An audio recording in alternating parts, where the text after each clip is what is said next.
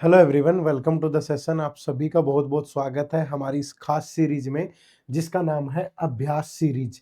इस सीरीज के अंतर्गत हम लोग यूपीएससी, ईपीएफओ, एपीएफसी और ईओएओ एग्जाम को टारगेट करते हुए डिफरेंट डिफरेंट कंपोनेंट्स को प्रैक्टिस करते हैं। तो आज जिस कंपोनेंट की बारी है उसका नाम है क्वांट, और इसमें हम मोस्ट इंपॉर्टेंट एमसीक्यूज का पार्ट नंबर 10 डिस्कस करेंगे। इसमें जो भी क्वेश्चन डिस्कस होते हैं वो आपके एग्जाम के हिसाब से रेलेवेंट होते हैं। आप सभी जानते हैं कि जनरल मेंटल एबिलिटी के एग्जाम में 12 टू 15 क्वेश्चन पूछे जाएंगे जो कि आपकी सिलेक्शन में बड़ा अहम रोल अदा करेंगे। तो एक क्लास के अंदर एक पर्टिकुलर टॉपिक के 10 एमसीक्यूज होते हैं, जिसमें से 9 क्वेश्चन हम यहीं सोल्व करते हैं, एक क्वेश्चन आपके लिए होमवर्क होता है। तो आज की क्लास को शुरू कर रहे हैं, और आज जो टॉपिक हम लोग डिस्कस करेंगे उस टॉपिक का नाम होगा एजिज। तो एजिज का एक प्रैक्टिकल टाइप का क्वेश्चन आपसे पूछा जाता है। कोई बहुत लंबा चौड़ा सवाल नहीं आता, लेकिन जिस टाइप का आता है, जैसा आया है वो भी डिस्कस करेंगे। लेकिन इसके लिए आपको थोड़ी प्रैक्टिस की जरूरत होती है। प्रैक्टिकल होता है, कोई ज्यादा कंसेप्ट वंसेप्ट नहीं होते, ठीक है। लेकिन वीडियो शुरू करने से पहले एक बहुत ही खूबसूरत इंफॉर्मेशन आप सभी के लिए regarding this comprehensive guide book. इस गाइड बुक के अंदर आपको ईपीएफओ का डिकोडेड सिलेबस मिलेगा, प्रीवियस ईयर पेपर मिलेंगे, और साथ में एक ऐसी स्ट्रेटेजी मिलेगी जो आपकी प्रिपरेशन जर्नी को बहुत आरामदायक बना देगी। तो इसको जरूर डाउनलोड करिएगा। इसी वीडियो के डिस्क्रिप्शन में इसका लिंक है, एक बार जाके देखो, प्रॉपर एनालिसिस करो, मजा आएगा, तैयारी आपकी बहुत अच्छी हो जाएगी, ठीक है। चलो फिर आज की क्लास को शुरू करते हैं। और आज की क्लास में कोई कंसेप्ट नहीं है, ठीक है, ये ध्यान रखना, क्योंकि एजिज से जो क्वेश्चन आता है वो डायरेक्ट प्रैक्टिकल अप्रोच पे होता है, ठीक है। किस पे होता है? प्रैक्टिकल अप्रोच पे। तो वो प्रैक्टिकल अप्रोच के अलग अलग क्वेश्चन जब आप यहाँ देखोगे तो आपको आइडिया भी आ जाएगा, ठीक है। तो सीधा हम क्वेश्चन पे ही चलेंगे और सोल्व करेंगे वन बाय वन, ठीक है भाई। चलो देखो, ये एपीएफसी में 2023, ठीक है, यूपीएससी ईपीएफओ एपीएफसी में पूछा गया, असिस्टेंट प्रोविडेंट फंड कमिश्नर। ये लास्ट जो आपका पेपर हुआ था उसी का सवाल है। इससे आपको अंदाजा भी आ जाएगा कि कैसे क्वेश्चन एग्जाम में आते हैं। ताकि कई बार बच्चा ऐसा होता है ना कि संदेह करता है कि सर ने जो पढ़ाया पता नहीं वो उस लेवल का है कि नहीं है। तो क्वेश्चन देख के आइडिया लग जाएगा आपको, ठीक है। देखो क्या कह रहा है। The ages of mister Kumar and his son are in the ratio 5:3। ये कुमार है, ठीक है, और ये उनके सन है, बेटे हैं। इन दोनों की जो एज है दैट इज इन द 5:3, ठीक है। 15 year back this ratio was 2:1। ये तो प्रेजेंट एज है ना, ये कौन सी एज है? प्रेजेंट। और 15 years back the ratio was 2:1, ठीक है। तो what was the age in year of mister Kumar when his son was born. जब बेटा पैदा हुआ तो कुमार की एज क्या थी? अगर दोनों की प्रेजेंट पता चल जाए तो फिर सारी चीजें निकालना आसान होगा। देखो, अब इसको निकालने के दो तरीके हैं। एक ट्रेडिशनल तरीका है और एक थोड़ा सा ट्रिक मान लो, कुछ भी मान लो। ट्रेडिशनल तरीका तो सिंपल है कि ये 5x और ये 3x मान लिया। तो अगर मैं 15 ईयर बैक जाता हूं तो 5x माइनस 15 और ये 3x माइनस 15, ठीक है। ये रेशियो 2:1 था। क्रॉस मल्टीप्लाई करोगे तो 5x minus 15 that is equal to 6x minus 30। ये उधर जाके माइनस होगा, वो इधर आके प्लस का होगा, तो x की वैल्यू आ गई 15। अगर x की वैल्यू 15 है तो 15 5 जा 75 और 15 3 जा 45। मतलब आज कुमार की जो प्रेजेंट एज है वो 75 है और सन की प्रेजेंट एज 45 है। अब एक बात बताओ, ये 75 साल का है और बेटा 45 साल का है। तो सन पैदा कब हुआ था? 45 साल पहले। तो 45 साल पहले कुमार कितने साल का था? 30 साल का। 30 year is the right answer. मुश्किल नहीं है। वैसे ये मेथड भी कोई लंबा नहीं है, लेकिन कई लोगों को एक्स से नफरत होती है, तो वो पूछेंगे कि सर कोई दूसरा बताओ ना। दूसरा ये है कि इनकी प्रेजेंट एज में रेशियो 5:3 है और 15 ईयर एगो जो इनकी एज में रेशियो है दैट इज 2:1। अब ये डिफरेंस भी सेम होना चाहिए। 5 माइनस 2 3, 3 माइनस 1 2, ये तो सेम नहीं है। फिर क्या करें? दोनों का पैरेलल डिफरेंस ले लो। 5 और 3 का डिफरेंस 2, 2 और 1 का 1। अब क्रॉस मल्टीप्लाई कर दो। ये रेशियो रहा 5:3, ये 2 2 जा 4, 2 2 जा। अब ये देखो, यहाँ डिफरेंस 1 का, यहाँ भी 1, और ये एज का डिफरेंस 15, तो 1 की वैल्यू 15, तो 5 की वैल्यू 75, 3 की वैल्यू 45। तो दोनों ही अच्छे हैं, पर मुझे लगता है कि ये बेस्ट है, क्योंकि यूपीएससी डायरेक्ट ट्रिक पे नहीं पूछता है, यूपीएससी घुमा फिरा के पूछता है।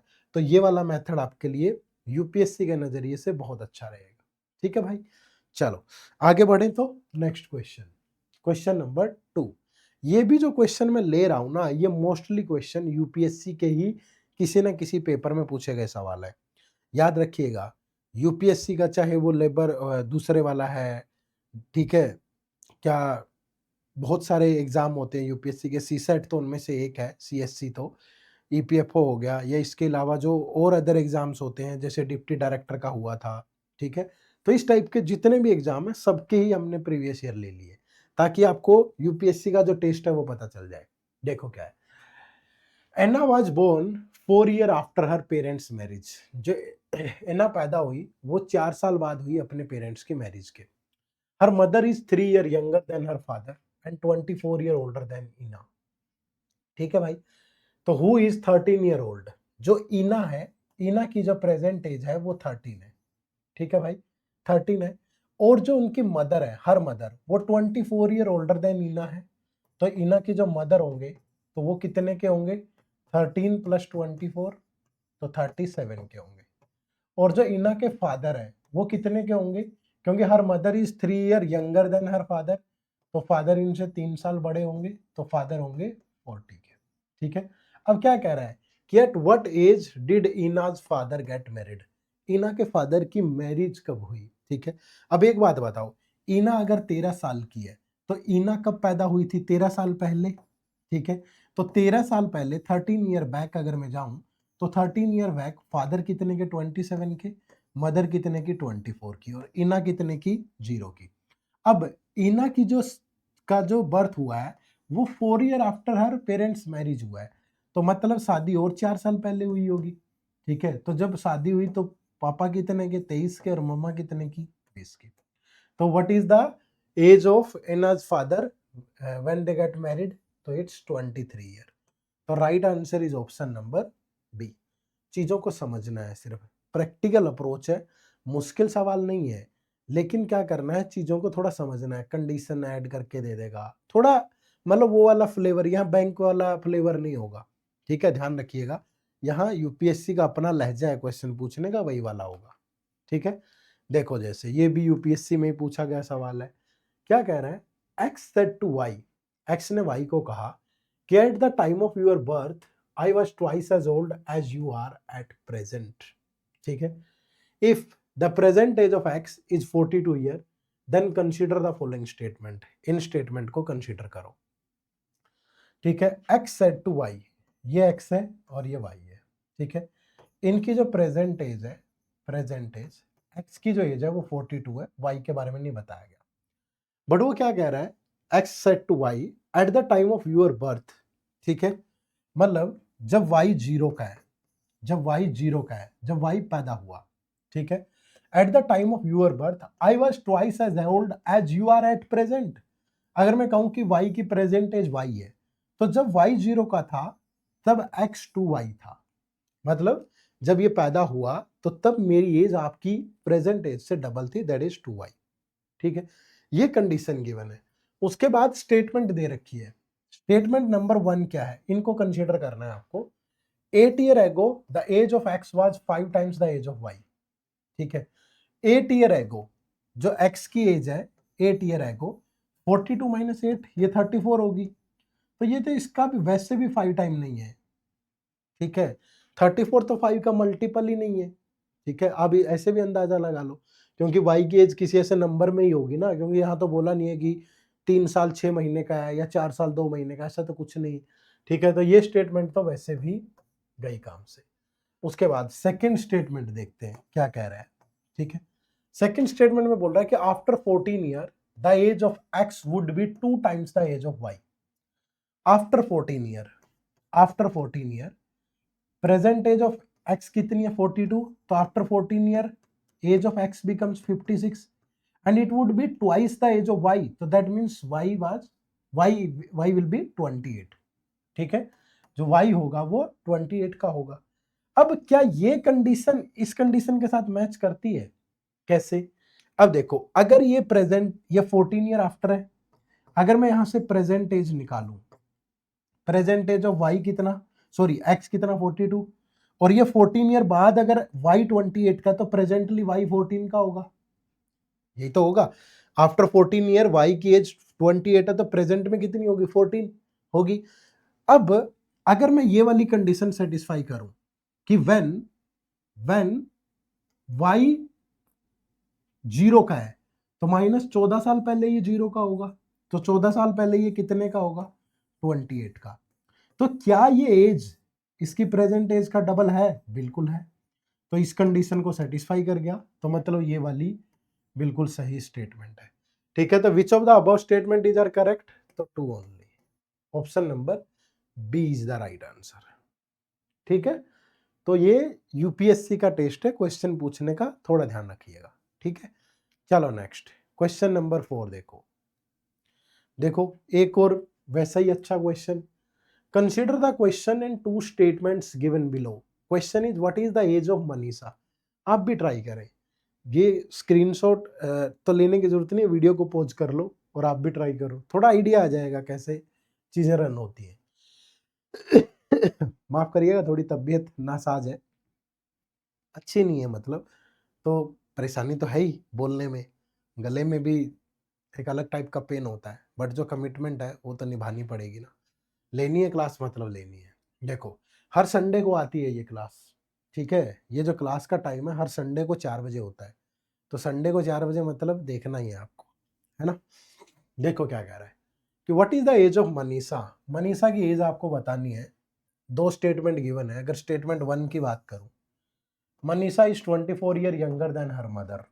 ठीक है, कि अगर ये मदर है और ये मनीषा है, ठीक है, अब मैंने कहा कि मनीषा की एज x है तो मदर की एज 24 होगी, तो इससे मनीषा की एज थोड़ा पता चलेगी। ये तो जिंदगी भर रहेगा उनके, अगर मैं जब पैदा हुआ मेरे माताजी 30 साल के थे सुपोज, तो मैं चाहे बुढ़ापे में मर भी जाऊं तो मेरी मदर तो मुझसे 30 साल ही बड़ी रहेंगी ना। ठीक है, तो ये ध्यान रखिएगा, तो ये तो गैप इतना ही रहेगा, इससे तो कुछ पता नहीं चलता स्टेटमेंट 1 से। अब स्टेटमेंट 2 पे बात करते हैं, क्या कह रहे हैं, 5 year later the age of Manisha and her mother will be in the ratio this. After 5 year ratio इतना होगा, इससे क्या पता चलता है, कुछ भी नहीं, कि भैया 5 साल के बाद ये मदर है ये मनीषा है। ठीक है, आफ्टर 5 ईयर इनकी एज में रेशियो दैट इज 3:5 हो जाएगा। 5:3 इसलिए लिया हमने, यहाँ मदर लिया यहाँ मनीषा, तो इससे भी कुछ नहीं पता चलेगा इंडिविजुअली, में भी हो सकता है दोनों को कंबाइंड करने से हो जाए। अगर दोनों स्टेटमेंट को कंबाइन कर दें तो हो जाएगा, कैसे, मनीषा की एज में 5 ऐड कर दो, मदर की एज में 5 ऐड कर दो, और ये जो रेशियो है ये 3:5 है। क्रॉस मल्टीप्लाई करोगे तो becomes 5x + 25, that is 3 × x 3x, और 24 + 5 29 × 3 87। इधर आके माइनस होगा 2x, उधर जाके माइनस होगा तो 62। ठीक है, तो x की वैल्यू आ गई 31। थोड़ी बहुत कैलकुलेशन मिस्टेक हो जाए माफ कर देना। ठीक है, तो यहां से निकल जाएगी मनीषा भी मदर भी। कहने का मतलब ये है कि both statement 1 and 2 are sufficient to answer the question. ठीक है, option number C is the correct answer. Clear है भाई, समझ पाए। चलो नेक्स्ट क्वेश्चन नंबर 5। अगेन देखो बढ़िया क्वेश्चन है ये भी। क्या कह रहा है, for 5 children with ages A, B, C, D, any 2 successive ages differ by 2 year. तो what is the age of the youngest child। ठीक है, कंडीशन क्या है, कंडीशन ऐसी है कि ये A less than B less than C less than D less than E, सबकी एज 2 ईयर। मैं कहूं कि ये x का है तो ये x + 2 का है, ये x + 4 का है, ये x + 6 का है, और ये x + 8 का है। ठीक है, तो यंगेस्ट चाइल्ड की एज बताओ क्या है, तो कैसे बताएंगे, देखो statement 1, the age of the eldest is 3 times the youngest. Eldest कौन है, ये इस एल्डेस्ट की जो एज है that is 3 times of the youngest, youngest is x। ठीक है, उधर जाके x माइनस होगा तो 2x की वैल्यू 8, तो x की वैल्यू कितनी आ गई 4, तो 4 + 8 अगर ये 12 का है तो ये 4 ईयर का है, तो यंगेस्ट की एज कितनी है 4, बिल्कुल आराम से बता सकते हो, तो इस स्टेटमेंट से हो जाएगा। ठीक है, now coming to statement number 2, the average age of the children is 8 year, सबकी एवरेज मतलब सबका sum x x x x और x 5x plus 2 plus 4 6 plus 6 12 plus 8 20 divide by 5 that is 8 year. तो 5x plus 20 that is equal to 40। तो 5x is equal to 20 उधर जाके minus होगा तो x की वैल्यू बची 4। तो अगेन दोनों चीजें निकाल सकते हो, तो इससे भी हो जाएगा, तो दोनों स्टेटमेंट से हो जाएगा। अब ऑप्शन में देखो ऐसा कहाँ दिया है, the question can be answered by using one of the statement alone but can not be answered using the other statement alone. The question can be answered by using either statement alone, बिल्कुल सही है, किसी भी statement से हो जाएगा, either statement alone, किसी से भी हो जाएगा। ठीक है, चलो नेक्स्ट क्वेश्चन नंबर 6। अब थोड़ा आसान फ्लेवर भी डाल देते हैं। ठीक है, देखो क्या है, the present ages of A B C are in the proportion 10 11 12। तो 5 years ago the sum of their ages was 150। 5 साल पहले उनकी एजेस का जो सम है दैट वाज 150। तो देयर प्रेजेंट एजेस आर, उनकी प्रेजेंट एज बताइए। ठीक है, तो ए बी सी है और उनकी जो प्रेजेंट एज है that is in the ratio 10:11:12। ठीक है, ए बी और सी। अब 5 year ago the sum of their ages was 150। अगर 5 year ago उनकी एज का सम 150 है तो प्रेजेंट की अगर मैं बात करूं तो प्रेजेंट में सम क्या होगा, 150 प्लस तीनों पर्सन्स की 5 इंक्रीज हो जाएगी तो इट बिकम्स 165। ठीक है, और उनकी प्रेजेंट एज किस रेशियो में है, 10 11 एंड 12। अगर इन तीनों का टोटल करें तो इट बिकम्स 33 एंड 33 रिप्रेजेंट्स 165। तो 1 की वैल्यू कितनी, ये गया 5 से। अगर आप 5 से मल्टीप्लाई कर देंगे तो इन सब की प्रेजेंट एज आ जाएगी। तो ए कितना 50, बी 55 और सी 60। ठीक है, तो देयर प्रेजेंट एजेस आर 50 55 और 60। तो option number 3 is the right answer. ठीक है, जो ऑप्शन नंबर 3 है वो आपके सवाल का बिल्कुल सही जवाब है, कोई दिक्कत। चलो नेक्स्ट क्वेश्चन नंबर 7 क्या है, a couple has a son and a daughter. एक कपल का एक सन है और एक डॉटर है। आप भी वीडियो पॉज करके सोल्व करें, ट्राई करें थोड़ा। ठीक है, the age of the father is 4 times that of the son and the age of the daughter is 1/3 of that of her mother. The wife is 6 years younger to her husband and the sister is 3 years older than her brother। Ages के question को ना एक बार complete पढ़ लिया करो, थोड़ा idea आ जाएगा कि मतलब किसको क्या सोचना है, कैसे करना है। ठीक है, अब यहां कह रहा है कि फादर है, ठीक है, मदर है, सन है और डॉटर है। ठीक है, अब मैं कहूं कि जो सन है वो एक्स के है तो the father is 4 times that of the son, तो 4x, and the daughter is 3 years older than her brother, तो डॉटर इज x+3, और mother is, daughter is 1/3 of the mother. अगर ये इसका 1/3 है तो मदर इसका 3 times होगी, तो इसका 3 times क्या होगा, 3x+9। सिंगल वेरिएबल में चेंज कर लिया करो। बहुत सारे बच्चे क्या करेंगे, इक्वेशन बनाने की कोशिश करेंगे, इक्वेशन मत बनाओ, सिंगल वेरिएबल में चेंज कर लो हमेशा। ठीक है, अब क्या कंडीशन बची, the wife is 6 years younger to her husband, मतलब इन दोनों की एज का डिफरेंस 6 years है, तो 4x minus 3x minus 9 this is 6, तो x इज 9 उधर जाके ऐड होगा 15, तो ये 4 into 15 इट बिकम 60, ये 15 into 3 45 plus 9 54, it becomes 15, it becomes 15 plus 3 18, तो द मदर एज इज 54। तो जो राइट आंसर है दैट इज ऑप्शन नंबर 3। ठीक है, ऑप्शन नंबर 3 आपके सवाल का बिल्कुल सही जवाब है, किसी भी तरह की कोई दिक्कत नहीं है। ठीक है, चलो नेक्स्ट देखो, नेक्स्ट क्वेश्चन, क्वेश्चन नंबर 8, ये भी अच्छा क्वेश्चन है। When Abhinav was born, his father age was 29 years older than his brother and his mother was 25 years older than his sister. If his brother is 2 years elder than his sister, so after 6 years the average age of the family is 20. Then what is the age of mother when Abhinav was born? थोड़ा सोचा करो इन सवालों में, मतलब आप लोग जरा सी condition आती है तो इक्वेशंस बना देते हैं, 3-3 ये कर देते हैं और वो लेंदी हो जाता है प्रोसेस। ठीक है, तो लेंदी नहीं करना, आसान करना है। देखो, व्हेन अभिनव वाज बोर्न, कहने का मतलब ये है कि जब अभिनव पैदा हुआ तो अभिनव 0 का, ठीक है, और father was 29 year older then brother.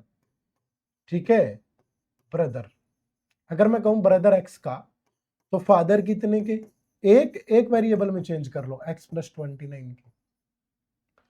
Mother was 25 year older than his sister and his brother is 2 year elder than his sister. तो जो सिस्टर होंगी वो कितनी की, ब्रदर 2 ईयर एल्डर है इनसे, तो x - 2। अब जो मदर है वो सिस्टर से 25 ईयर एल्डर है, तो इसमें 25 ऐड करोगे तो इट बिकम्स x + 23। ठीक है, अब आगे क्या कह रहा है कि after 6 year the average age of the family is 20। After 6 year जो पूरी फैमिली है, फैमिली की अगर एवरेज एज 20 है तो टोटल एज क्या होगी, 20 × 5 यानी कि 100। तो प्रेजेंट एज क्या होगी, प्रेजेंट 20 - 6 इंटू कितने लोग हैं, ठीक है, आफ्टर 6 ईयर है ना, तो टोटल कितने लोग हैं, 3 और 2 5, तो 6 × 5। तो प्रेजेंट एज का सम कितना होगा, 70, और ये सबकी प्रेजेंट एज है, तो इन सबका सम कर लो 70। x + x + x + x कितना हो गया, 4x, 29 22 27 और 23 50, दैट इज इक्वल टू 70। तो 4x की वैल्यू, ये 50 उधर जाके माइनस होगा 20, तो x की वैल्यू आ गई 5। अगर x की वैल्यू 5 है तो then what is the age of mother when Abhinav was born, तो मदर x + 23 यानी 5 + 23, तो ये कितना हो गया 28। तो जो राइट आंसर है दैट इज ऑप्शन नंबर 2। ठीक है, ऑप्शन नंबर 2 आपके सवाल का बिल्कुल सही जवाब है। ठीक है, चलो नेक्स्ट क्वेश्चन नंबर 9। अच्छा क्वेश्चन है, ये भी यूपीएससी में पूछा गया है। एक घूंट पानी पी लें अगर आपकी इजाजत है तो।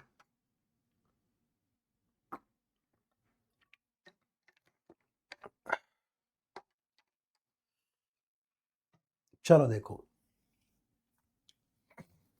The age of mister X last year was the square of a number, ठीक है, and it would be the cube of a number next year.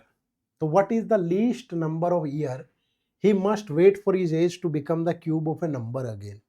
क्या कह रहे हैं कि मिस्टर एक्स है, अगर मैं कहूं कि उनकी प्रेजेंट एज एक्स है, तो एक साल पहले ये जो भी एज है ये किसी का परफेक्ट स्क्वायर है, मतलब किसी नंबर का, ये भी जो एज होगी, यहां जो एज आएगी वो किसी की ना किसी नंबर का स्क्वायर है। और आफ्टर 1 ईयर वही जो भी एज आएगी वो किसी ना किसी नंबर का क्यूब है। ठीक है, पता नहीं वो नंबर क्या है। वो कह रहा है कि उसे कितना वेट करना पड़ेगा, least number of year he must wait for his age to become the cube of a number again. ठीक है, अब यहीं से उठा लो कि परफेक्ट क्यूब क्या होते हैं। 1 का क्यूब 1 होता है, 2 का क्यूब 8 होता है, 3 का क्यूब 27 होता है, 4 का क्यूब 64 होता है, और 5 का क्यूब 125 होता है। इतनी होगी, एक आदमी कितना ही जी लेता है। यहाँ देखो ना, डिफरेंस भी कम है, तो इतने ही साल ये भी जापानी जीते हैं, हमारे यहाँ तो आगे जो है रेट जो है वो गिरता ही जा रहा है। देखो, अब अगर यहां से मैं ये 1 उठाऊं कि ये 1 एक परफेक्ट क्यूब है, तो प्रेजेंट एज 0 हो जाएगी। ठीक है, यहाँ ऑप्शन उठा लिया ना कि अगर ये 1 है तो ये 0 होगी, तो क्या माइनस में पैदा हुआ था, तो ऐसा नहीं होगा। ठीक है, फिर दूसरा ऑप्शन अगर 8 उठाऊं, अगर ये 8 है तो ये फिर प्रेजेंट एज 7 होगी, एक साल पहले 6 होगी, ये तो किसी का स्क्वायर नहीं है, तो ये भी नहीं होगी। फिर नेक्स्ट है 27, अगर ये 27 है क्यूब, तो प्रेजेंट एज 26 होगी, और एक साल पहले 25 होगी, तो ये 5 का स्क्वायर होता है और ये 3 का क्यूब होता है, तो ये सेटिस्फाई करेगा, यानी उसकी प्रेजेंट एज 26 है। बट उसने प्रेजेंट नहीं पूछा है, उसने पूछा कि what is the least number of year he must wait for is to become the cube of a number again, become the cube of a number again. तो that means भाई 27 से नेक्स्ट क्यूब होगा 64, तो 64 minus 27, तो 37 year wait करना पड़ेगा उसे, ठीक है। बट प्रेजेंट से पूछा है, तो यहाँ 26 से 64 पे गया, तो 64 माइनस 26 मतलब 38 हो जाएगा, ठीक है। तो इसे दोबारा क्यूब करने के लिए 38 ईयर का इंतजार करना पड़ेगा। कंफ्यूज हो जाते हैं, हाँ। अगर 37 भी ऑप्शन में होता ना, तो फिर लगता कि यार प्रेजेंट से पूछ रहा है कि उससे पूछ रहा है। नहीं देता, यूपीएससी है, बहुत सेफ खेलता है, टेंशन मत लो, ठीक है। कोई भी चीज विवादास्पद नहीं मिलेगी। आपने कभी नहीं देखा होगा कि यूपीएससी का पेपर कैंसिल हो गया, यूपीएससी का पेपर लीक हो गया, यूपीएससी में इस तरह का बवाल हो गया, नहीं देखा होगा। हाँ, ये जरूर देखा होगा कि सीसेट के लफड़े चल रहे हैं, स्ट्राइक्स हो रही हैं, ये सुन लिया होगा। बट कभी ऐसी कोई खबर नहीं सुनी होगी कि पेपर लीक हो गया या पेपर ये हो गया, ठीक है। हालांकि पिछले एपीएफसी ईपीएफओ में बड़ा बवाल हुआ था कि एपीएफसी में ये सेटिंग हुई है, ईओए में ये सेटिंग हुई है, भगवान जाने, ठीक है। लेकिन इतना याद रखना, अगर तुम सच्चे मन से मेहनत करके जाओगे ना, अपनी तैयारी इतनी करके जाओगे, कोई भी चीज, किसी भी चीज का कोई इम्पैक्ट नहीं पड़ता है। बाकी सब चीजें आपके हाथ में नहीं है, हालांकि होती नहीं है ये, ठीक है। लेकिन चलो मान लिया 1% कभी हुई होगी, आपकी मेहनत तो कोई नहीं रोक सकता ना। तो हम अपनी मेहनत पे भरोसा रखें, इन चीजों पे, तब आगे बढ़े, ठीक है। चलो, एक सवाल आप लोगों के लिए होमवर्क है, क्योंकि हर बार देते हैं हम और कभी आप इसका आंसर नहीं करते हो, इतना भी मुझे पता है। पर उम्मीद करूंगा इस बार करोगे। वादा करो, हर सवाल का जवाब दिया करो। बड़ा टाइम लगता है चीजें बनाने में, आप तक लेके आने में, आप भूल जाते हैं बहुत जल्दी, ठीक है। तो जवाब जरूर दीजिएगा। चलो, तो सेशन को खत्म करते हैं एक सूचना के साथ। अगर आप आने वाले यूपीएससी ईपीएफओ एग्जाम को टारगेट कर रहे हो, तो आप एक चीज ध्यान रखिएगा कि आपकी प्रिपरेशन के 3 पड़ाव हो सकते हैं, जो यहाँ पे लिखे हैं। चलिए, ये 3 कोर्सेज हैं एडुटैप के, ये आपकी किस तरीके से हेल्प करेंगे और किन बच्चों की कहाँ हेल्प करेंगे। पहली चीज तो इन कोर्सेज में एनरोल करने के लिए इसी वीडियो के डिस्क्रिप्शन में लिंक है, जाके एनरोल कर लेना। दूसरा, आप सिंपली गूगल पे टाइप कर सकते हो edutap.in, तो ये हमारी वेबसाइट ओपन होगी, जिसको ओपन होने में 5 सेकंड लगेंगे शायद, ठीक है, हो गई। तो ये हमारी वेबसाइट आ जाएगी। यहाँ कोर्सेज के ऑप्शन पे जाओगे ना, तो यहाँ आपको यूपीएससी ईपीएफओ कोर्सेज दिखेंगे। हो जा भाई, हो गए। तो एडुटैप आप लोगों के लिए ये 3 तरह के कोर्सेज लेकर के आया है। कहाँ गए? ऊपर ही है, ये रहे। क्या हो गया भाई? ये रहा, ठीक है। ये 3 कोर्सेज हैं। पहला ये मास्टर कोर्स है। जिस बच्चे को ये लगता है कि यार मतलब तैयारी सारे सब्जेक्ट को ही अच्छे से करना है मुझे, तो वो इस मास्टर कोर्स में आए, क्योंकि इसमें हर हर हर सब्जेक्ट को बहुत अच्छे से कवर किया गया है। टेस्ट सीरीज, पीवाईक्यू, सब कुछ है इसके अंदर, ठीक है। दूसरा, जिनको लगता है कि सर यूपीएससी की तैयारी कर रखी है, तो जीएस वगैरह तो बढ़िया है, लेकिन कुछ जो स्पेशल सब्जेक्ट हैं, जैसे statistics, accountancy, social security, IR and labour law, computer, auditing, insurance, ये करना है सिर्फ, तो वो यहाँ से कर ले, इसमें से। और जिसको ये लगता है कि नहीं सर कंसेप्ट वंसेप्ट अच्छा है, सिर्फ प्रैक्टिस ही करनी है, तो वो इस टेस्ट सीरीज में आ जाए, ठीक है। तो ये भी बड़ी शानदार है, तो फिर आप इस टेस्ट सीरीज से जुड़ जाना, ठीक है भाई। तो ये तीनों अपॉर्चुनिटी है आपके साथ, इन सभी अपॉर्चुनिटीज को अच्छे से चेक कर लें और इनरोल कर लें। डेमो वेमो, लेक्चर लिंक, सब कुछ है यहाँ पे, ठीक है। प्ले स्टोर पे जाके हमारी ऐप भी डाउनलोड कर सकते हो, एडुटैप लर्निंग सॉल्यूशन, हो जाएगा सब चीज़ें आराम से। चैनल पे नए तो सब्सक्राइब कर लेना, और ये जो सारे लेक्चर्स की जो पीडीएफ होती है ना, वो आपको हमारे टेलीग्राम चैनल पे मिलती है, जिसका लिंक इसी वीडियो के डिस्क्रिप्शन में है, उसको भी जाके जरूर ज्वाइन कर लीजिएगा। मुलाकात फिर होगी अगले संडे 4 बजे। आप सबका बहुत बहुत शुक्रिया, थैंक यू वेरी मच। जय हिंद, जय भारत।